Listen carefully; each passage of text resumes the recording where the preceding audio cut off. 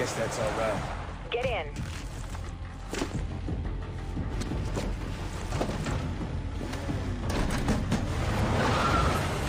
So, you know, a lot of games have a main menu with single player, co-op, and multiplayer.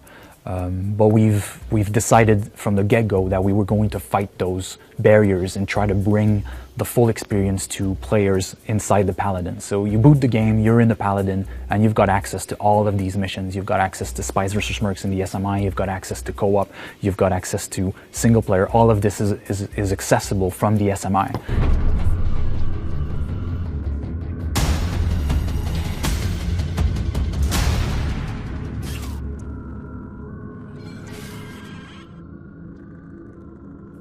The real interesting thing that we're trying to do with Blacklist is we're blurring the lines between multiplayer and single player. So we've got, you know, Spies vs. Mercs adversarial, we've got a dedicated co-op campaign, we've got the single player campaign, and we've got missions that are kind of like in between. So we've got a set of 10 missions that can be played single player or co-op. In co-op, it's probably my favorite mode and also the most frustrating, because sometimes you're playing perfect and it's your partner that's making a mistake, and then you're like, dude, wake up, it's you, we need to retry, you just made me lose 20 minutes, let's go. And we actually spent a lot of time making sure that you needed to play them as co-op almost. You really felt that even while you were playing them as single player, wow, it would be great if I had someone else here. It would be that much better. One thing we did was we tuned it for co-op. We didn't tune a co-op style and a single player style. We tuned it for co-op specifically so that it felt like single player was more of a bonus. They really, I think, embraced the idea that in a co-op experience, especially with two players, you need both players to feel like they have a critical role to play. And that the level design and the design of the challenges needs to constantly promote and enable players to give each other support and to take turns having their moment of, you know, to shine. And I think they nailed that. You know, that's a thing that I think this group did that, you know, we just kind of scratched the surface of on Conviction, and I think these guys have taken it to its next logical limit. It's really about, it's less about tons of features, it's less about adding a lot of new stuff, and more about really intelligently designing your levels, putting those enemies, those archetypes, using the right guys, putting them in the right spot, so it's not the classic way of, oh, his back's to this window, how convenient. Everybody's looking at each other, everyone's watching each other's back, so I'm talking more about the enemies, and so it makes it that much harder for the players to get in there and go through the levels without both players being there to support each other. Narrative-wise, Briggs is kind of the protege to Sam Fisher, and he actually comes in a little bit green. You can kind of see a lot of CIA that's in him, and a lot of the plays by the rules type of aspect. And Briggs really shows a lot more of who Sam is. So as you're playing as either character, you can really see that relationship kind of grow, and you can see that Sam Fisher was kind of a lone wolf always in the past, and now he has to really learn how to be a leader, learn how to command his people, and really train his people to be able to take on anything. So in co-op, it's really about Briggs learning what it takes to be a Splinter Cell, what it takes to be a Sam Fisher, and understanding that the mission is first, and then regardless of who you're with and who you care and who you would love, the greater good is the most important. Wrestling fan? You said non-lethal, you didn't say how. Quieter the better. I mean, really, when it comes to co-op, we really focused on making sure, again, 2 players are needed. There's tons of variety there. We really wanted to make sure that it was balls hard, I guess you could say, and really challenging to the players. That was really one of our first things we said was, no matter what, co-op needs to be challenging, and you need to make sure that both players have a really, really tough and really, really fun time.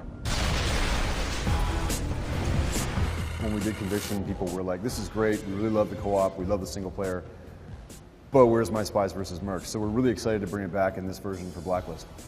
When you're playing 2v2, when you're playing our Spies vs. Mercs classic mode, really it becomes so personal because it's really just 2 other guys in the opposing team and you and a friend. So it's kind of like you and a co-op buddy playing against 2 other people, and it starts to change things because you actually learn the names of the people you're playing with and against. You're not thinking like, I'm going to get that one guy who's beside my objective. You're thinking, I'm going to get Steve. When it's 2v2, a lot of the tension comes from the anticipation. You have to wait, you have to listen. It's really, like I said, intimate as an experience. So it really feels stealthy as a game, and you really need to collaborate and communicate with your teammate, because like you have the team basically when you're on Classic. When you start playing Spies vs. Mercs in Blacklist mode, it's a much more drop in and play, slightly faster pace kind of an experience, and it's really more about what are the enemy team using so far as their different loadouts and their gadgets. You know, do they have a guy with a flying drone? Well, we need something to counter that.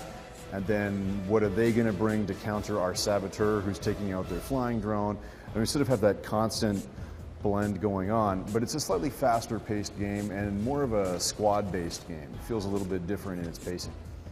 I think that one of the biggest challenges that the team in Montreal had to face is to bring a first-person shooter experience that was on par with what the competition is offering. So in terms of going to first-person perspective in Spies vs. Mercs, I think that there definitely is a difference. You know, I often find that that third-person games really are unbelievably difficult to make because we have to realize everything in the world, and then we have to place our character in it. And not only does he have to move properly, but he has to look great in every situation. That is your primary focus. Now, when you go into first-person, you do lose that, and the environment becomes a star. But for us, you know, the hooks and of our art direction really kind of made it very cohesive. We had to make FPS maps that felt good to play, so you had like a decent shooting experience.